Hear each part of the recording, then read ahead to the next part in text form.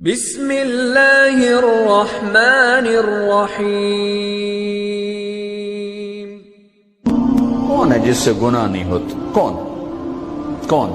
میں اسے انسان ماننے کے لیے تیار نہیں۔ یا تو وہ کوئی فرشتہ ہے یا نبی ہے۔ نہ نبی آ سکتا ہے نہ ہم فرشتے ہیں، وہ انسان ہی نہیں جس سے خطا نہ ہو۔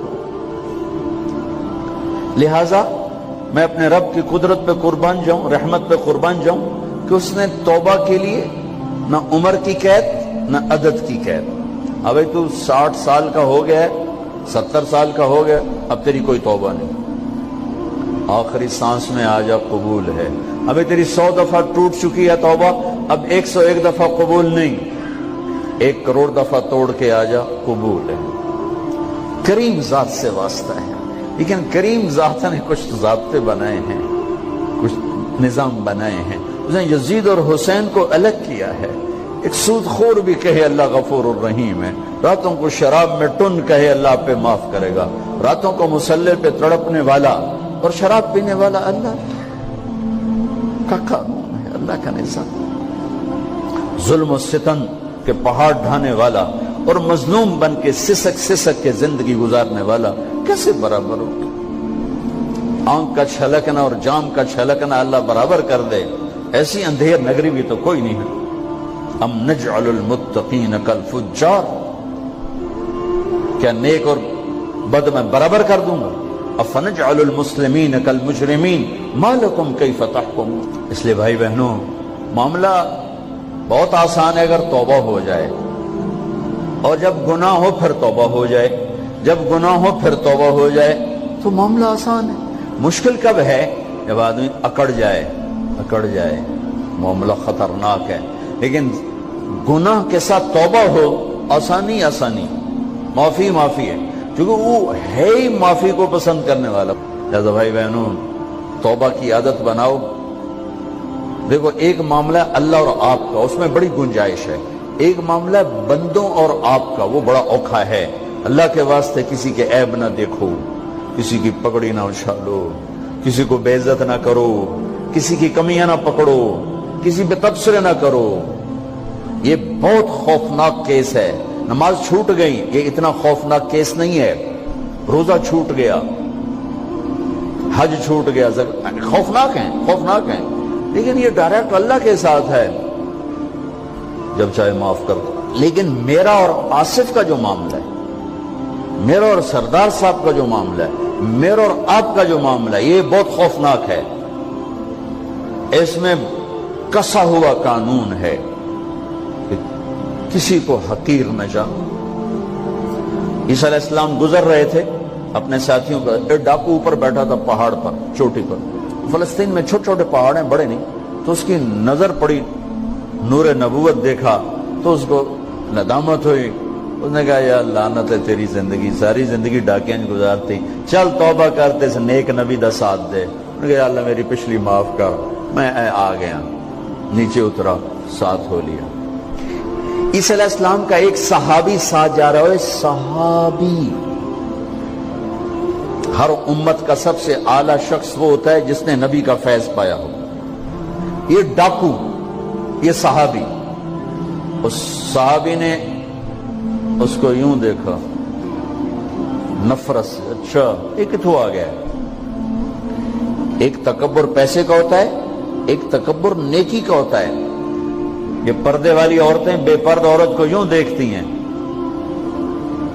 انہیں نہیں پتا کہ انہوں نے بے پردگی سے بھی بڑی تباہی پھیلائی تھی۔ ایک پیسے کا تکبر ہے، ایک نیکی کا تکبر ہے۔ ہم دیندار لوگ ہیں، ہم پردہ دار خواتین ہیں، یہ بے غیرت بے حیا ہیں۔ اور میں نے تو ناچنے والیوں میں بھی اللہ کی محبت کو دیکھا۔ اب نسیم وکی کی والدہ فوت ہوگی، میں نے اس کا جنازہ پڑھا ہے، تو سارے اداکار اکٹھے تھے۔ میں نے تھوڑا سا اللہ کے نبی کا ذکر کیا، میں نے جتنا ان کو روتے دیکھا، میں نے آج تک کسی کو ایسا روتے نہیں دیکھا۔ ارے ہر مومن کے دل میں ایمان ہے۔ ارے عرفات وہ میدان ہے جہاں میرا اللہ کہتا ہے اتنے گناہ لاؤ جتنے بارش کے قطرے، اور اتنے لاؤ جتنے ریت کے ذرے، اور اتنے لاؤ جتنے درختوں کے پتے، آ کے معافی مانگو، سب معاف کروں گا۔ لیکن میرے آج کا ماحول، آج کا دیندار، وہ کسی کو معاف کرنے کے لیے تیار نہیں ہے۔ ایک ہے میرا آپ کا معاملہ، بڑی احتیاط برتو، کسی کو حقیر نہ جانو، کسی کی کمی نہ دل میں لانا، کسی کے عیب نہ پکڑنا، کسی کی پگڑی نہ اچھالنا، ہر چیز منہ پہ مار دی جائے گی۔ یوسف بن حسین ایک بزرگ گزرے، بڑے خطیب تھے، محدث تھے۔ جب انتقال ہونے لگا تو کہنے لگے یا اللہ، ایک میرے پاس 2 نمبری ہے اور ایک میرے پاس 1 نمبری ہے۔ 2 نمبری تو یہ ہے کہ تیرے اور میرے درمیان جو تعلق تھا میں اسے کبھی ٹھیک نہ کر سکا، اور ایک تیرے اور میرے اور تیرے بندوں کے درمیان تعلق تھا، اس میں نے کبھی 2 نمبری نہیں کی، میں ہمیشہ 1 نمبر پہ رہا۔ یا اللہ، میری ایک دیانت ہے، ایک خیانت ہے، میری دیانت کے بدلے میری خیانت کو معاف کر۔ جب ان کا انتقال ہوا تو وہ خواب میں ملے ایک دوست کو، کہ آپ کے ساتھ کیا ہوا؟ کہ اللہ نے مجھ سے کھڑا کیا، کہا یوسف مرتے ہوئے کیا کہا تھا؟ کیا کہا تھا؟ دوہراؤ، کیا کہا؟ کہ یا اللہ، میں نے یہ کہا تھا کہ میرے رب، ایک خیانت ہے جو میرے اور تیرے درمیان رہی ہمیشہ، میں اسے ٹھیک نہ کر سکا۔ ایک دیانت ہے جو میرے اور تیرے بندوں کے درمیان رہی، میری دیانت کے بدلے میری خیانت کو معاف کر۔ تو کہا یوسف، بس تیری یہ بات ہمیں پسند آئی، جاؤ معاف کیا۔ میرے نبی نے بڑے عجیب واقعہ سنایا۔ ایک تو قیامت کے دن 2 آدمیوں کو کہے گا چلو جہنم کی طرف، تو ایک دوڑ لگا دے گا اور ایک چلتے چلتے پیچھے مڑ کے دیکھے، پھر آگے جائے گا، پھر دیکھے گا، تو اللہ دونوں کو واپس بلا دے گا۔ ہاں بھائی، تو نے دوڑ کیوں لگائی؟ آگے دیکھنے رہے ہو جہنم ہے؟ کہے گا یا اللہ، تیری نہ ماننے کی وجہ سے تو جہنم دیکھی، تو مجھے خیال ہے آج ہی تیری مان لوں، شاید تیری رحمت متوجہ ہو جائے۔ کہا اچھا بھائی، تو کیوں پیچھے مڑ مڑ کے دیکھ رہا تھا؟ کہا یا اللہ، تیرے بارے میں سنا تھا تو بڑا مہربان ہے، تو میں دیکھ رہا تھا کہ شاید تیری رحمت کہے گی آ جا۔ کوئی نہیں، آ جا۔ تو اللہ کہے گا چلو تھوڑی گل میں نے بڑی چنگی لگی، جاؤ جنت میں چلے جاؤ۔ معاملہ تو ایسی کریم ذات سے، ایک آدمی کی ایک نیکی کم پڑ جائے گی، ایک تیری ایک نیکی اگر بڑھ گئی نا تو میں تمہیں جنت دے دوں گا۔ اب یوں ہے، کہے گا چلو یا اللہ میں لے آؤں نا، اللہ کہے گا جا کسی کو لے آ، میں تمہیں جنت دے دینا۔ وہ یا اللہ ایک تو میں نے لب جانی، وہ اپنی اماں، ابا، چاچے، تائے، بیوی، بیگم، بچے سب منکر ہو جائیں گے۔ بنا بنا کی پتا اساں اسے ایک تو تھوڑ جاوی، کیا پتا ساڑی ہو ایک تھوڑ جاوے، عزیدہ نہیں دین دے، عزیدہ نہیں دین دے۔ کہے گا ہائے میں مر گیا۔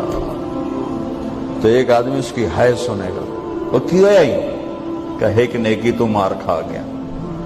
کہے گا موجہ کر، تیرا کام بن گیا۔ کہے گا وہ کیسے؟ وہ کہے گا میرے کو ہے ہی ایک کو، تو لے جا، میرے کڑے کم تو لے جا، میرے کو ہوئے تامی آگے نہ ہوئے تامی آگے، یا تو لے جا۔ وہ چھلانگے مارتا ہوا ہے گا یار میرا کم بن گیا۔ اور کیسے بن گیا؟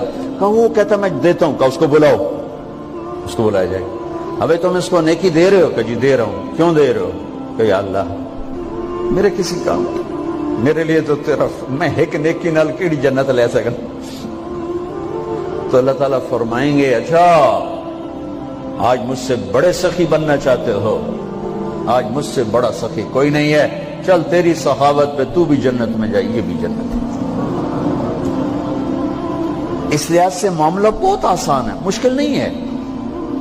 اگر ہم گناہ پر توبہ کر رہے ہیں تو معاملہ آسان ہے، گناہ کر کے ڈٹ جائیں پھر معاملہ خوفناک ہے۔ یہ نیکی کے تکبر میں یا گناہ پہ اڑ جانا یہ خوفناک چیز ہے۔ لیکن اگر ہم معافی مانگ رہے ہیں تو مسئلہ ہی کوئی، سب سے آسان کام ہے اللہ کو راضی کر، سب سے آسان کام۔ چونکہ اللہ اسد، اگر میں آصف صاحب کو معاف نہیں کرتا، کیوں کہ میرے دل پر اثر ہے، سردار صاحب مجھے معاف نہیں کر رہے، کیوں کہ میری زیادتی کا دل پر اثر ہے، اس لیے معاف کرنے میں آدمی دیر کرتا ہے۔ اللہ کیا کہتا ہے؟ تم سارے سجدے میں گر جاؤ میرے اوپر کوئی اثر نہیں، تم سارے پتھر کے آگے گر جاؤ میرے اوپر کوئی اثر نہیں، اثر سے پاک ہے۔